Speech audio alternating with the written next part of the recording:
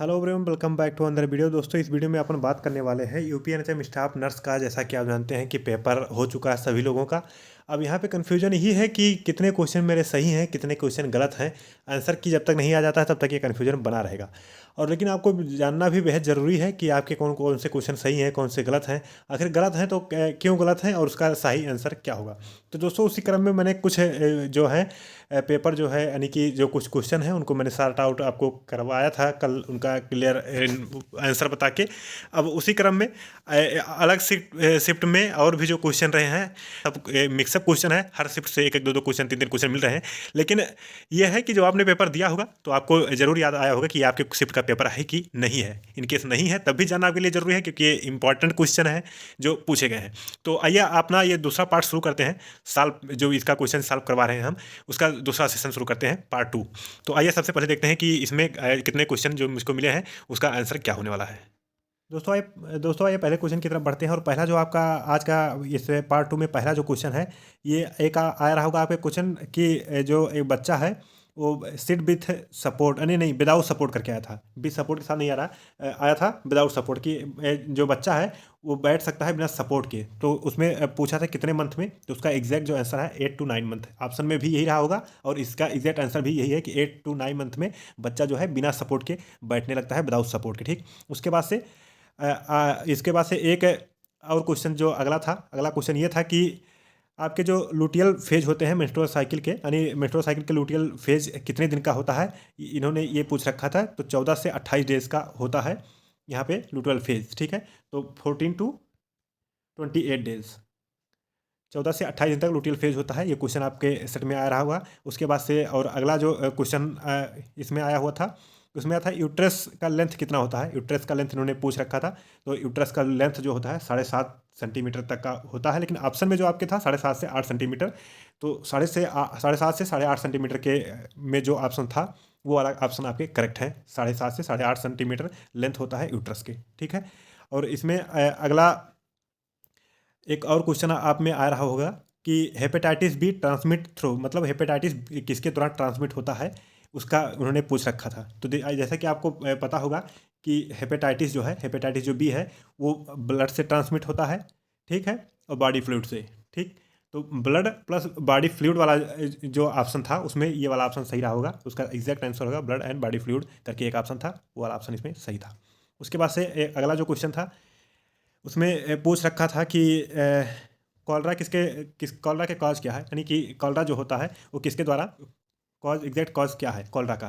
तो विब्रियो कॉलराई, जैसा कि आपको पता होगा इसका कॉजेटिव एजेंट है, इसके द्वारा विब्रियो कॉलरा फैलता है। ये आपके क्वेश्चन सेट में आ रहा होगा। उसके बाद से आपको मैं बता दूं कि एक और क्वेश्चन आया है, और जो कि हर बार एनएचएम में पूछा क्वेश्चन जो है पूछा जाता है कि सनलाइट से कौन सी विटामिन मिलती है।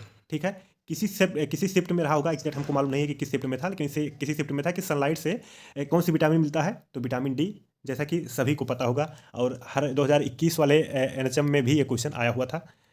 तो हर बार एनएचएम में लगभग ये क्वेश्चन आता है कि जो विटामिन डी से कौन सा सनलाइट से कौन सा विटामिन मिलता है। ठीक, और उसके बाद से अगला जो क्वेश्चन था आपको साइटोटॉक्सिक डिस्कार्ड, मतलब आपके जो होते हैं साइटोटॉक्सिक ड्रग वगैरह जो होते हैं वो किसमें डिस्कार्ड किए जाते हैं, ऐसा कुछ क्वेश्चन करके आ रहा होगा। या फिर या तो यह क्वेश्चन आ रहा होगा, या तो फिर ये क्वेश्चन आ रहा होगा एनाटॉमिकल वेस्ट जो होते हैं वो किस में डिस्कार्ड किए जाते हैं। एनाटॉमिकल वेस्ट जो है किस में डिस्कार्ड किए जाते हैं, ये क्वेश्चन रहा होगा। तो आपको जैसे कि पता है कि येलो बैग में जो है एनाटॉमिकल डिस्कार्ड जो भी एनाटॉमिकल पार्ट रहते हैं, कोई बॉडी पार्ट हो गई, तो ये सब जो है उसमें डिस्कार्ड किए जाते हैं।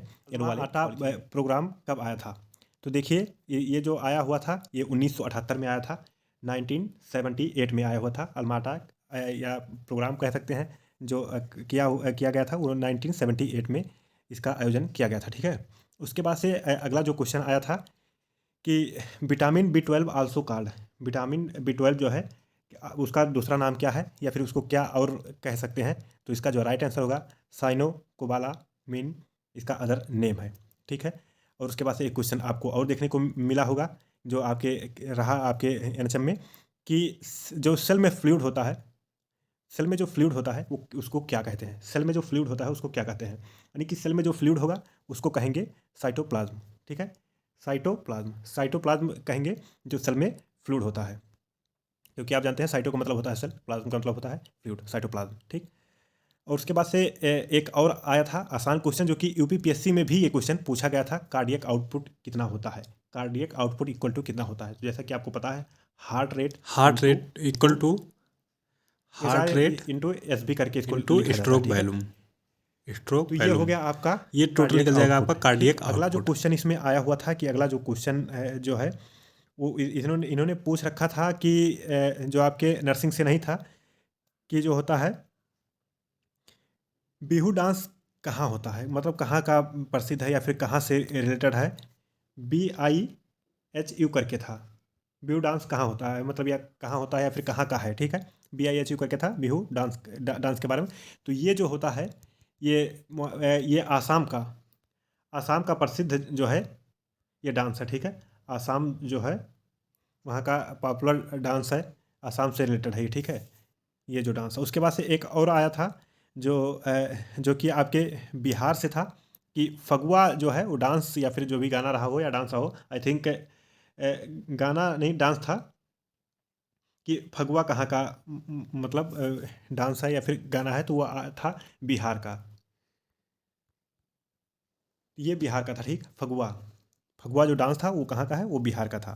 उसके बाद से मोस्ट फेवरेट क्वेश्चन जो हर एग्ज़ाम का रहता है, चाहे SGPGI का हो या फिर NHM का हो या फिर एम्स का हो और चाहे फिर PGI का ही क्यों ना हो, जो कि हर बार और हर क्वेश्चन, ये क्वेश्चन जो है हर एग्ज़ाम में रिपीट होते हैं। वो क्वेश्चन क्या है, peptic ulcer cause by, peptic ulcer के बारे में ये पूछते हैं। हर एग्ज़ाम में कहीं ना कहीं ये क्वेश्चन आपको देखने को मिल सकता है कि पेप्टिक अल्सर काज बाई, ठीक है। ये स्पाइलोरिक ऑप्शन रहा होगा उसमें, तो यही वाला ऑप्शन आपका सही होगा। यदि आपने लगाया है तो आपका आंसर सही रहा होगा। एच पाइलोरिक भी इसे बोलते हैं, ठीक है। पेप्टिक अल्सर जो है काज कौन करता है, ये स्पाइलोरिक, ठीक। उसके बाद से और कुछ क्वेश्चन हम देखते हैं कि और कितने क्वेश्चन बच रहे हैं जो आपके आए हुए थे। विटामिन B12 का हो गया और अल्माटा एक्ट भी हो गया। और हाँ, फगुआ डांस मैंने आपको बता दिया कि फगुआ डांस जो है पॉपुलर डांस बिहार का है, फगुआ, ठीक है। उसके बाद से साइकोटॉक्सिक जो वगैरह होते हैं उनको येलो में डिस्कार्ड करते हैं, ऐसा भी क्वेश्चन आपको देखने को मिला होगा। क्वेश्चन थे जो कि हर शिफ्ट के मिक्सअप क्वेश्चन थे, सबको मिक्स करके ये क्वेश्चन थे जो आप सबने कमेंट भी किया था। और इसका पार्ट 3 वाला हम वीडियो लेकर आएंगे, जिसमें और भी क्वेश्चन को हम सॉल्व करवाएंगे और उसमें बताएंगे कौन सा आंसर सही रहा है। तो अपने अगले वाले पार्ट में हम इसको डिस्कस करेंगे। अभी के लिए इतना ही, तब तक के लिए अपना ख्याल रखिए, अपना ख्याल रखिए। जय हिंद, जय भारत।